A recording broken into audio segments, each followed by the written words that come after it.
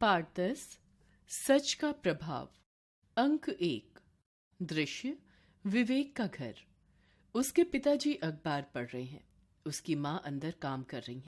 Phone की घंटी बजती है। विवेक फोन उठाकर, हेलो, नमस्ते। कौन? पिताजी। जरा 1 मिनट ठहरिए। आपका नाम? फिर वह फोन का चोगा हाथ से दबाकर बोलता है, पिताजी आपका टेलीफोन। पिता, कौन है फोन पर? विवेक, मलिक अंकल आपसे बात करना चाहते हैं। पिता, अरे उससे कह दो कि मैं घर पर नहीं हूँ। विवेक, पिताजी आप ही कहते हैं कि झूठ कभी मत बोलो, अब आप ही। पिता, अरे बेटा ये तो बहाना है। माँ अंदर आती हैं। माँ, भले ही आप इसे बहाना कहें पर है तो यह झूठ। पिता, तुम समझती क्यों नहीं?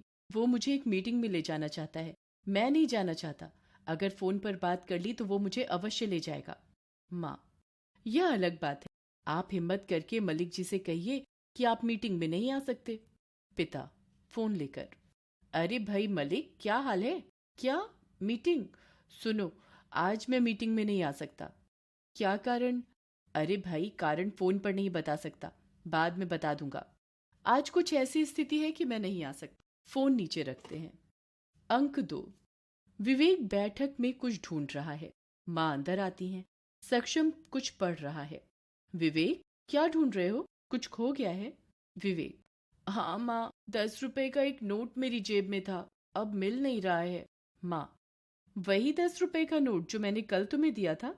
विवेक, नहीं माँ, वो तो मैंने सफाई वाले को उसी समय दे दिया था। ये नोट आज मुझे कक्षा में पड़ा मिला था। मैं लेकर आया था कि कल सर को दे दूंगा, पता नहीं कहाँ खो गया है। माँ, पर तुम उसे घर क्यों ले आए? वहीं सर को क्यों नहीं दे दिया? विवेक, माँ, जब नोट मुझे दिखा उस समय सब चले गए थे। यदि मैं वहीं पड़ा रहने देता तो कोई चुरा लेता। सक्षम, इसका मतलब यह है कि किसी ने तुम्हें नोट उठाते नहीं देखा। विवेक, हाँ, उस समय वहां कोई नहीं था। सक्षम, फिर भूल जाओ, कोई तुमसे नोट मांगने नहीं आएगा। विवेक, नहीं, सर जरूर पूछेंगे। सक्षम, तो चुप रह जाना। तुम्हें क्यों बताना है कि तुमने नोट उठाया और वह खो गया? यह तो वही बात हुई ना, आ बैल मुझे मार। विवेक, नहीं, यह भी झूठ है। जानते हुए चुप रहना भी झूठ है। मैं ऐसा नहीं कर सकता। सक्षम, अच्छा यह बताओ कि सड़क पर तुम्हें 10 रुपए का नोट मिल गया तो तुम क्या करोगे? विवेक, पर यह तो कक्षा में मिला है, किसी छात्र का है। सारे शहर में नोट के मालिक को ढूंढना संभव नहीं है, लेकिन कक्षा में तो ढूंढना संभव है। माँ, विवेक तुम ठीक कह रहे हो। मैं तुम्हें 10 रुपए देती हूँ, तुम सर को दे देना।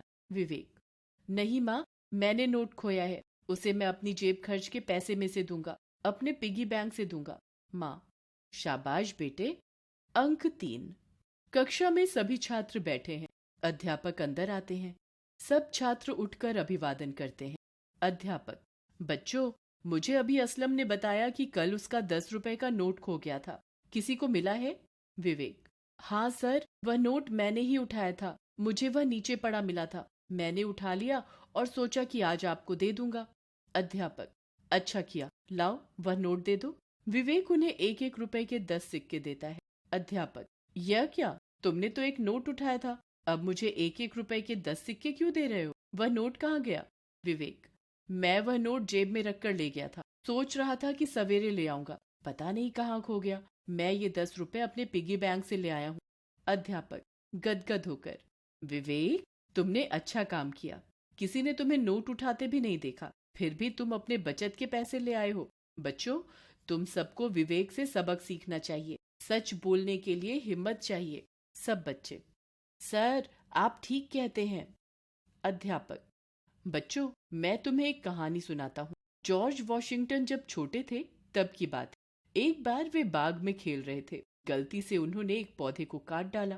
वे जानते थे कि उनके पिताजी नाराज होंगे, डांटेंगे और शायद मारेंगे भी, लेकिन वे डरे नहीं। उन्होंने पिताजी को सच बात बता दी और माफी मांगी।